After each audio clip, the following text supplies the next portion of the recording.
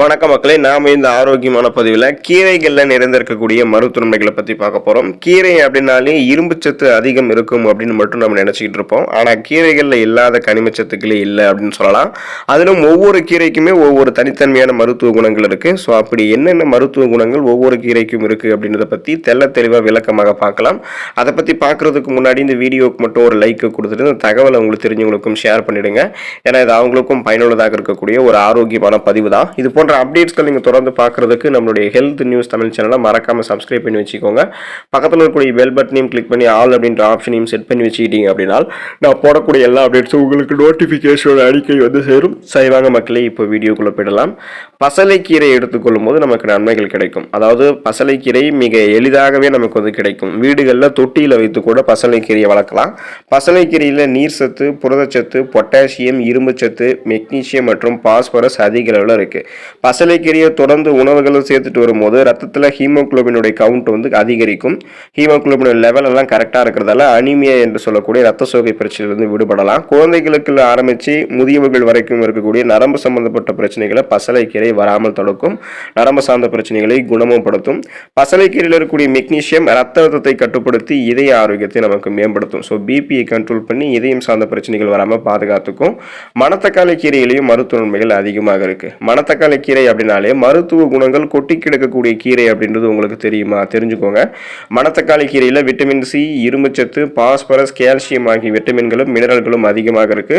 இந்த மணத்தக்காளி கீரையை உணவுகளை சேர்த்துக் கொள்ளும் போது தொண்டையில் ஏற்படக்கூடிய வலி, வீக்கம், வாய்ப்புண், குடலில் ஏற்படக்கூடிய புண்கள் ஆகியவற்றை சரி பண்ணிக்கலாம். சிறுநீரகங்களில் உப்பு படிந்து கற்களாக உருவாவதை வந்து தடுக்கும். கருத்தரிக்க விரும்பக்கூடிய பெண்கள் அடிக்கடி இந்த மணத்தக்காளி கீரையை உணவுகளை சேர்த்துக் கொள்வது நல்லது. புதினா கீரை நிறைய மருத்துவன்மைகளை கொடுக்கும். புதினா கீரை அப்படின்னாலே அது வாசனைக்காக மட்டுமே பயன்படுத்தக்கூடிய கீரை அப்படின்னு நினச்சிக்கிட்டு நம்மள பல பேரும் பயன்படுத்திட்டு இருக்கோம். ஆனால் புதினாவில் அதை தாண்டியும் இன்னும் மருத்துவ குணங்கள் இருக்குது. இந்த புதினாவில் மென்தால் பண்புகள் இருக்குது. விட்டமின் சி எனும் உயிர் சத்து இருக்குது. நோய் எதிர்ப்பு சக்தியை அதிகப்படுத்தி நரம்பு செல்களை தூண்டி நம்மளை எப்போதுமே ரெஃப்ரெஷ்மெண்ட்டாக ஒரு புத்துணர்ச்சியாக வைத்திருக்கக்கூடிய கீரையாக புதினா கீரை இருக்குது. இருமல், ஆஸ்துமா உள்ளிட்ட சுவாச கோளாறுகள் தொடர்பான பிரச்சனைகளுக்கும், வயிறு வலி, ஜீரண கோளாறு உள்ளிட்ட பிரச்சனைகளுக்கும், குறிப்பாக மாதவிடாய் தொடர்பான வலியை குறைக்கிறதுக்கும், கொழுப்புகள் நம்மளுடைய உடல் இருக்கக்கூடிய தேவையற்ற அந்த கொலஸ்ட்ரால்களை எரிக்கக்கூடிய தன்மையும் புதினாவுக்கு இருக்கு. கருவேப்பிலை கீரை எடுத்துக்கொள்ளும் போது நமக்கு நன்மைகள் கிடைக்கும். கருவேப்பிலை பற்றி தெரியாத ஆட்களே இருக்க முடியாது. ஆனால் நம்மள ஒரு சில பேருக்கு தான் கருவேப்பிலை வந்து கீரை வகையை சார்ந்தது அப்படின்றது தெரியும். ஸோ பல பேருக்கும் தெரியாமல் இருக்கலாம். கருவேப்பிலை வந்து வாசனைக்காக மட்டுமே நம்மளுடைய உணவுகளை பயன்படுத்திட்டு அதை வந்து நம்ம தூக்கி எரிஞ்சிடும். ஆனால் அப்படி தூக்கி எரிஞ்சு விடக்கூடிய கருவேப்பிலை தான் நமக்கு மருத்துவன்மைகளை கொடுக்குது. கருவேப்பிலையில் இரும்பு சத்து, விட்டமின் சி எனும் உயிர் சத்து, விட்டமின் ஏ, பாஸ்பரஸ் உள்ளிட்ட விட்டமின்களும் கனிமச்சத்துக்களும் நிறைந்திருக்கு. கருவேப்பிலையை பொடியாகவோ துவையலாகவோ அடிக்கடி நம்மளுடைய உணவுகளை தொடர்ச்சியாக சேர்த்து கொண்டு வந்தோம் அப்படின்னா அனீமியா என்று சொல்லக்கூடிய ரத்த சோகை நோய் வந்து குறைக்கப்படும். ஹீமோகுளோபினுடைய கவுண்ட் எல்லாம் பிளட்ல வந்து கரெக்டான அளவில் இருக்கும். கண் பார்வையை அதிகரிச்சிக்கலாம். கல்லீரலினுடைய ஆரோக்கியத்தை மேம்படுத்திக்கலாம். குமட்டல் மற்றும் வயிறு சம்பந்தமான பிரச்சனைகள் எல்லாத்தையுமே கருவேப்பிலை நமக்கு தீர்க்கும். முருங்கை கீரை எடுத்துக்கொள்ளும் போது மருத்துவ நன்மைகள் கிடைக்கும். முருங்கை கீரையை கீரைகளினுடைய ராணி அப்படின்னே சொல்லலாம். அந்த அளவுக்கு மருத்துவ குணங்கள் கொட்டி கிடக்கக்கூடிய கீரை அப்படின்னா அது முருங்கை கீரை.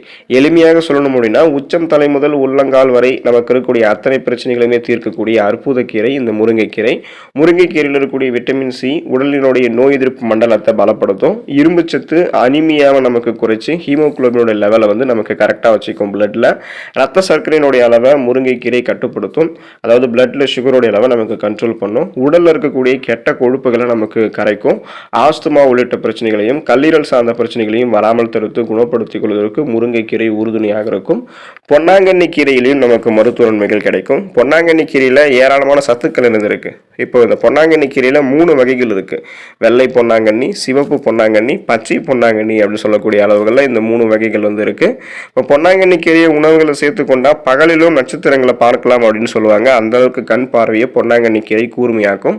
வாய்ப்புண், வாய் துர்நாற்றம் உள்ளிட்டவைகளை பொன்னாங்கண்ணி கீரை சரி செய்யும். கண் பார்வை மங்குதல், கண் எரிச்சல் உள்ளிட்ட பிரச்சனைகளை சரி செஞ்சு கண் பார்வையை பொன்னாங்கண்ணி கீரை கூர்மையாக்கும். அதோட உடல் இருக்கக்கூடிய கெட்ட கொலஸ்ட்ரால்களை குறைச்சி உடல் எடையை கட்டுக்குள்ள வைக்கிறதுக்கு பொன்னாங்கண்ணி கீரை உறுதுணையாக இருக்கும். பாலைக்கீரை எடுத்துக்கொண்டோம் அப்படின்னா மருத்துவ நன்மைகள் நமக்கு கிடைக்கும். பாலைக்கீரை நமக்கு மிக எளிதாக கிடைக்கக்கூடிய கீரை. அதனாலேயே அதனுடைய மகத்துவம் குறித்து நமக்கு தெரிகிறது கிடையாது. நம்மளுடைய ரத்தத்தில் இருக்கக்கூடிய சர்க்கரையினுடைய அளவை கண்ட்ரோலாக வைக்கிறதுக்கு கிளைசெமிக் இண்டெக்ஸ் வந்து குறைவாக இருக்கக்கூடிய கீரையை எடுத்துக்கணும். ஸோ அந்த லிஸ்ட்டில் சேர்ந்தது தான் இந்த பாலைக்கீரை. இது பிளட்டில் இருக்கக்கூடிய சுகருடைய அளவை கண்ட்ரோல் பண்ணும். மசியலாக கடையலாக மட்டும் கிடையாது. பாலைக்கீரையை ஸ்மூத்தி மாதிரி சேர்த்துக்கலாம், சேலட்டில் சேர்த்துக்கலாம், தயிர் பச்சடி கூடயும் சேர்த்து சாப்பிடலாம். இப்போ இந்த நம்ம சாப்பிடக்கூடிய இந்த பாலைக்கீரையில் விட்டமின் கே, காப்பர், ஜிங்கு, பொட்டாசியம், மெக்னீசியம் உள்ளிட்டவையும் நிறைந்திருக்கு. இந்த கீரையை மஞ்சள் சேர்த்து கஷாயம் போல செஞ்சு எடுத்துகிட்டு வந்தோம் அப்படின்னா வயிறு உபுசம் உள்ளிட்ட பிரச்சனைகளையுமே நம்ம குறைத்துக் கொள்ளலாம். முடக்கத்தான் கீரையும் நம்ம வந்து எடுத்துக்கொள்ளலாம். முடக்கத்தான் கீரை எலும்புகள் வந்து வலிமையாக இருக்கிறதுக்கு, எலும்புகளில் ஏற்படக்கூடிய பிரச்சனைகளை வந்து குறைக்கிறதுக்கும் உதவிகரமாக இருக்கும். அதனால தான் இதுக்கு பேரே வந்து முடக்கு அறுத்தான் கீரை. முடக்குவாதம் உள்ளிட்ட பிரச்சனைகளையுமே தடுக்கிறதுக்கு இது உதவி செய்கிறதால தான் இந்த பேர் வந்துச்சு. பெண்களுக்கு அதிகமாக ஏற்படக்கூடிய எலும்பு தேய்மானத்தை தவிர்க்கிறதுக்கு முடக்கத்தான் கீரை உறுதுணையாக இருக்கும். நெய்யில் வதக்கியோ அல்லது முடக்கத்தான் கீரையை அரைச்சி தோசை மாவில் கலந்தோ கூட எடுத்துகிட்டு வரலாம். முடக்கத்தான் தோசையெல்லாம் நீங்கள் வெளியே விசாரித்து பார்த்தீங்கன்னா ரொம்ப பாப்புலராக இருக்கும். அது டேஸ்டாகவும் இருக்கும், மருத்துவன்மைகளை கொடுக்கும். இது மூட்டு வலி உள்ளிட்ட பிரச்சனைகளையுமே குறைக்கும். வெந்தய கீரையும் நம்ம வந்து எடுத்துக்கொள்ளலாம். வெந்தய விதைகளை எடுக்கும்போது நம்முடைய உடல்ல என்னென்ன மாற்றங்கள் நடக்குதோ அது எல்லாமே வெந்தய கீரையை நம்ம சாப்பிட்டாலுமே நமக்கு நடக்கும். வெந்தய கீரை ரத்த சர்க்கரையினுடைய அளவை கட்டுக்குள்ள வைக்கிறதுக்கு உதவி செய்யும். அதோடு உடல்ல இருக்கக்கூடிய கெட்ட கொலஸ்ட்ரால்களையுமே குறைக்கும். இன்சுலின் சென்சிட்டிவிட்டியை தூண்டும். கண் சம்பந்தப்பட்ட பிரச்சனைகளை தீர்க்கிறதோடு வெந்தய கீரையில வந்து ஃபைபர் என்று சொல்லக்கூடிய நார் சத்து இருக்கு. இது மலச்சிக்கல் ஏற்படாமல் நமக்கு வந்து தவிர்க்கும். சிறுகீரை எடுத்துக்கொண்டோம் அப்படின்னா நிறைய மருத்துவன்மைகள் நமக்கு கிடைக்கும். சிறுகீரை அற்புதங்கள் கொட்டி கிடக்கக்கூடிய ஒரு கீரை அப்படின்னு சொல்லலாம். சிறுகீரையில் vitamin A, vitamin B, vitamin C எனும் உயிர் சத்து ஆகிய விட்டமின்களும், இரும்பு சத்து, பொட்டாசியம், மெக்னீசியம், மேங்கனீஸ் உள்ளிட்ட கனிம சத்துக்களும் இருக்கு. கண் சம்பந்தப்பட்ட பிரச்சனைகளை சிறுகீரை நமக்கு சரி பண்ணிடும். தொடர்ந்து சிறுகீரையை உணவுகள் சேர்ப்பதன் மூலமாக கண்புரை உள்ளிட்ட கண்கள் சார்ந்த நோய்கள் ஏற்படுவதை தடுக்கலாம். எலும்பு மற்றும் நரம்புகளையும் சிறுகீரை வலிமைப்படுத்துவதோடு இதய ஆரோக்கியத்தையும் நமக்கு வந்து சிறுகீரை மேம்படுத்தும்.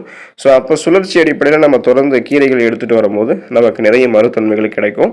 வாரத்தில் ஒரு தடவை ஏதாவது ஒரு கீரைகளை வந்து எடுத்துக்கலாம். கீரைகள் இருக்கக்கூடிய அதிகப்படியான நார் சத்துக்கள் ஜீரண ஆற்றலை மேம்படுத்தும். அதோட மலச்சிக்கல் உள்ளிட்ட பிரச்சனைகளையும் சரி பண்ணும். கீரைகள் உடலினுடைய நோய் எதிர்ப்பு மண்டலத்தை பலப்படுத்துவதோடு எலும்புகளையும் நமக்கு வலிமைப்படுத்தும். தொடர்ந்து சுழற்சி அடிப்படையில் கீரைகளை சேர்க்கும் போது ரத்த சோகை அப்படின்னு சொல்லக்கூடிய அந்த அனிமியா பிரச்சனையை தடுக்கிறதோடு ரத்தத்தில் ஹீமோகுளோபினுடைய அளவை நமக்கு வந்து கரெக்டாக மெயின்டைன் பண்ணிக்கலாம். உடலில் இருக்கக்கூடிய தேவையில்லாத நச்சு கிருமிகள், கழிவுகளை நமக்கு கீரைகள் வெளியேற்றி டீடாக்ஸ் செய்கிறதோடு கண் ஆரோக்கியத்தையும் அதிகரிக்கும். அதோட ரத்த சர்க்கரையினுடைய அளவை நமக்கு கண்ட்ரோலாக வைக்கும். ரத்த அழுத்தம் நமக்கு கண்ட்ரோலாக இருக்கும். ஸோ பிபி, சுகர் ரெண்டுமே நமக்கு கண்ட்ரோலாக இருக்கும். கீரைகளை நம்மளுடைய உணவுகளில் எந்த மாதிரி விதங்கள்லையும் சேர்த்துக்கலாம். ஸோ எல்லா விதங்கள்லையுமே கீரைகளை வந்து கடையலாக சேர்த்துக்கலாம். எல்லா கீரைகளுமே கடையல் மாதிரி நம்ம சேர்த்துக்கலாம். பருப்பு சேர்த்து கடையலாக சேர்த்துக்கலாம். கீரையை வந்து பார்த்தோம்னா நிறைய சின்ன வெங்காயம் சேர்த்து பொரியலாக எடுத்துக்கொள்ளலாம். பாலைக்கீரை உள்ளிட்ட சில கீரை வகைகளை சேலட் போன்றவற்றை சேர்த்து எடுத்துக்கலாம். கீரையை எடுத்துக்கொள்ளும் போது ஒரு சில விஷயங்களை நம்ம முன்னாடி தெரிஞ்சுக்க வேண்டியது அவசியம். முருங்கைக்கீரை, கரிசலாங்கண்ணி கீரை உள்ளிட்ட கீரைகளை உலர்த்தி பொடி செஞ்சு அதை எடுத்துக்கலாம். ஆனால் சமைத்து உண்ணும் போது கீரைகளை எப்போதுமே நம்ம வந்து ஃப்ரெஷ்ஷாக இருக்கக்கூடிய கீரைகளை தான் வந்து எடுத்துக்கணும். ஸோ கீரைகளை வாங்கி வச்சிருந்து பல மணி நேரம் கழித்து பயன்படுத்துறதெல்லாம் நம்ம செய்யக்கூடாது. அப்படி செய்யும் போது அது நமக்கு மருத்துவன்மைகளை கொடுக்காது. கீரையை சமைக்கிறது முன்னாடி நல்லா நம்ம கீரையை சுத்தமாக கழுவணும். அதில் நிறைய மண் இருக்கும். அதே போல் நிறைய பூச்சிக்கொல்லி மருந்துகளையும் அடிச்சிருப்பாங்க. அதனால் கீரைகளை வாங்கின உடனே கல் உப்பு கலந்த நீரில் கொஞ்சம் நேரம் அதை வந்து அலசுறது நல்லது. அதே போல் கீரையை சமைக்கும் போது அதில் அதிக எண்ணெய் சேர்த்து சமைக்கக்கூடாது. அதை நீண்ட நேரமும் சமைக்கக்கூடாது. அப்போது அதில் இருக்கக்கூடிய ஊட்டச்சத்துக்கள் வந்து வீணாயிடும். அப்புறம் கீரையை வந்து குக்கரில் வச்சு சமைக்கிறதெல்லாம் தவிர்த்துருங்க. கீரையை நீங்கள் லேசாக வதக்கி சாப்பிட்டாலே அதில் இருக்கக்கூடிய முழுமையான ஊட்டச்சத்துக்கள் உங்களுக்கு வந்து கிடைக்கும். ஸோ கீரைகளை தொடர்ந்து எடுத்துக்கொண்டு நிறைய மருத்துவமைகளை பெற்று நலமோடு வாழுங்க. அடுத்த ஆரோக்கியமான பதிவில் மறக்காமல் சந்திப்போம். நன்றி மக்களே.